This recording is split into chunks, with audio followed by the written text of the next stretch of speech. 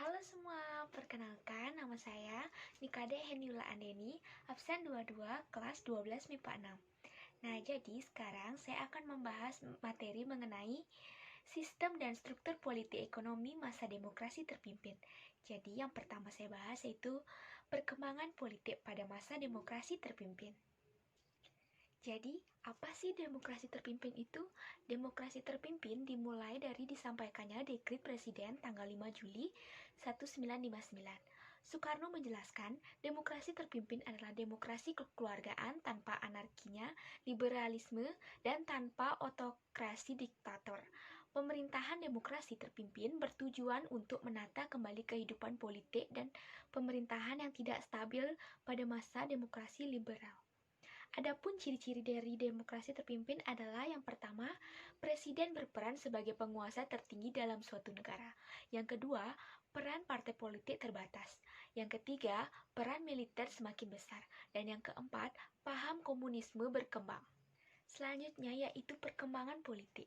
Perkembangan politik dibagi menjadi dua, yaitu politik dalam negeri dan politik luar negeri. Yang pertama saya bahas yaitu adalah politik dalam negeri. Politik dalam negeri dibagi menjadi dua. Yang pertama yaitu pembentukan kabinet kerja. Dengan berlakunya kembali Undang-Undang Dasar 1945, mulai tanggal 10 Juli 1959, Kabinet Juanda atau Kabinet Karya dibubarkan. Kemudian dibentuk kabinet baru. Dalam kabinet baru ini, Presiden Soekarno bertindak sebagai Perdana Menteri. Sementara itu, Juanda ditunjuk sebagai Menteri Pertama. Kabinet baru ini diberi nama Kabinet Karya. Program Kabinet Kerja ini ada tiga, yaitu keamanan dalam negeri, pembebasan Irian Jaya, dan sandang dan pangan. Selanjutnya yang kedua yaitu pembentukan MPRS. Dalam Dekret Presiden 5 Juli 1959 ditegaskan bahwa pembentukan MPRS akan diselenggarakannya dalam waktu yang sesingkat-singkatnya. Anggota MPRS terdiri dari anggota-anggota DPR ditambah dengan utusan daerah-daerah dan golongan. Oleh karena itu, pembentukan majelis merupakan pemenuhan dekret tersebut. MPRS merupakan pengganti Dewan Konstituante yang telah dibubarkan. Anggota-anggota MPRS ditunjuk dan diangkat oleh Presiden. MPRS dibentuk berdasarkan penetapan Presiden nomor 2 tahun 1959.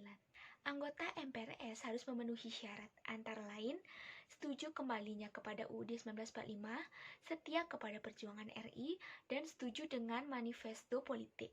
Keanggotaan MPRS menurut Perpres nomor 2 tahun 1959. Selanjutnya yang saya bahas yaitu mengenai perkembangan politik luar negeri. Perkembangan politik luar negeri dibagi menjadi 4, yaitu yang pertama, politik konfrontasi NEFO dan Old Devo. Politik Soekarno memperkenalkan doktrin politik baru yang memberi bagian dunia menjadi dua blok, yakni New Emerging Forces atau NEFO dan Old Stabilized Forces Old Devo. NEFO merupakan kumpulan negara sosialis yang dianggap progresif dan negara yang sedang berkembang, termasuk juga negara yang baru merdeka atau sedang memperjuangkan kemerdekaannya. Yang kedua yaitu politik mercusuar, merupakan politik untuk mendapatkan kemegahan atau keindahan dalam pergaulan antar bangsa di dunia.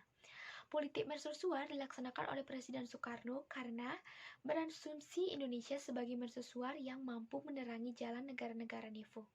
Hal ini ditegaskan dengan membangun beberapa bangunan-bangunan fenomenal yang perlu biaya miliaran rupiah. Yang kedua, mengadakan Games of the New Emerging Force. Selanjutnya yaitu ada konfrontasi dengan Malaysia.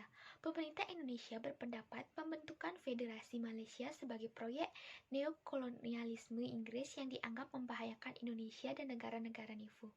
Kebijakan Presiden Soekarno yaitu yang pertama, mempublikasikan Dwi Komando Rakyat atau Dwi Kora pada 3 Mei 1964 yang berisi perhebat lagi ketahanan revolusi Indonesia. Yang kedua, menolong perjuangan rakyat Malaysia untuk terbebas dari neokolim Inggris. Yang kedua, membangun Komando Operasi Tertinggi atau KOTI dan Komando Mandala. Nah, yang terakhir, yang keempat yaitu Indonesia keluar dari PBB. Karena telah menerima Malaysia sebagai anggota tidak tetap Dewan Keamanan PBB dan PBB tidak mengganti struktur organisasi PBB. Materi yang saya bahas selanjutnya itu adalah pembebasan Irian Jaya. Latar belakangnya yaitu Belanda belum mengakui kemerdekaan Indonesia dan melakukan agresi ke NKRI. terjadilah Perang Kemerdekaan 1945 sampai dengan 1949. Setelah peperangan tersebut, akhirnya Belanda mengakui kemerdekaan Indonesia pada KMB tahun 1949. Namun, Belanda masih bersikeras untuk mempertahankan wilayah Irian Jaya. Usaha pembebasan Irian Barat. Yang pertama itu diplomasi. Dalam upaya mengembalikan Irian Barat ke pangkuan RI, pemerintah mengambil langkah penyelesaian melalui jalur diplomasi.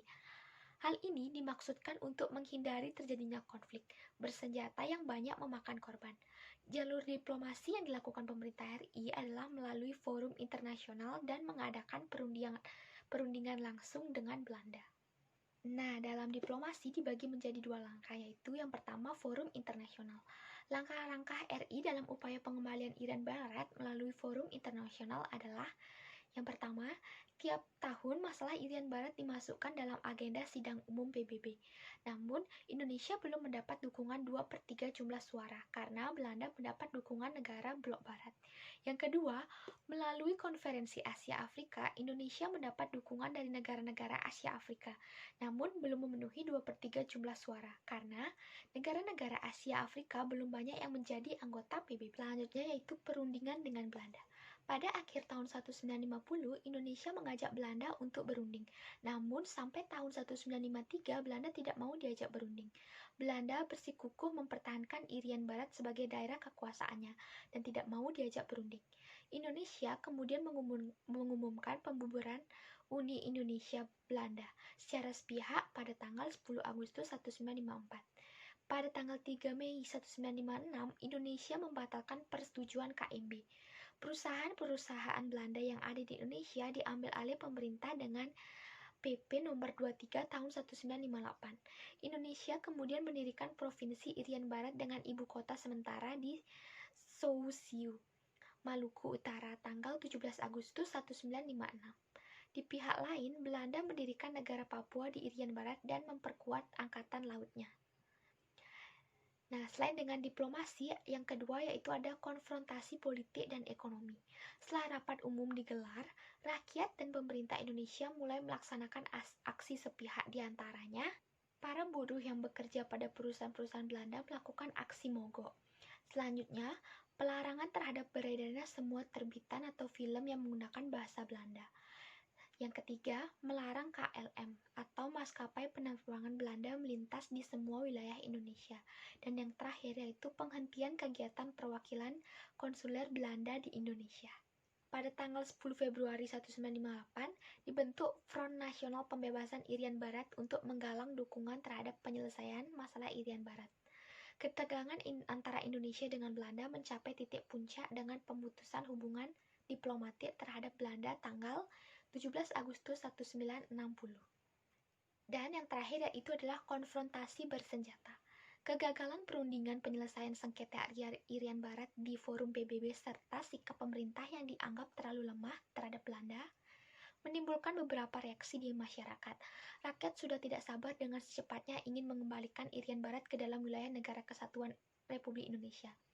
Sampai tahun 1957, berbagai upaya dilakukan oleh pemerintah Indonesia untuk menyelesaikan sengketa Irian Barat secara damai. Namun, langkah ini tidak membuahkan hasil.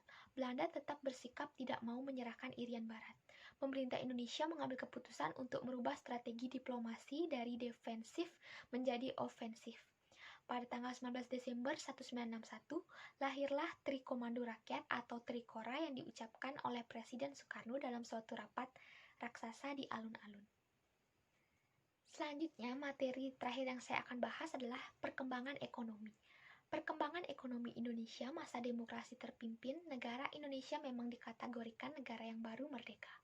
Kemerdekaan tersebut dilandasi oleh kehidupannya yang masih terbelakang. Hal tersebut dikarenakan proses pengubahan struktur ekonomi kolonial menjadi ekonomi nasional berlangsung dengan tersendat-sendat. Bahkan, Indonesia telah mengalami perkembangan ekonomi masa demokrasi terpimpin, demokrasi liberal, dan sebagainya. Perkembangan ekonomi yang masih tersendat-sendat tersebut dikarenakan beberapa faktor seperti adanya gerakan separatis di daerah-daerah yang menyebabkan keamanan negara tidak menguntungkan, mengalami banyak pergantian kabinet, dan yang terakhir yaitu terlalu mengendalikan satu hasil ekspor saja. Jadi, demikian materi yang dapat saya sampaikan.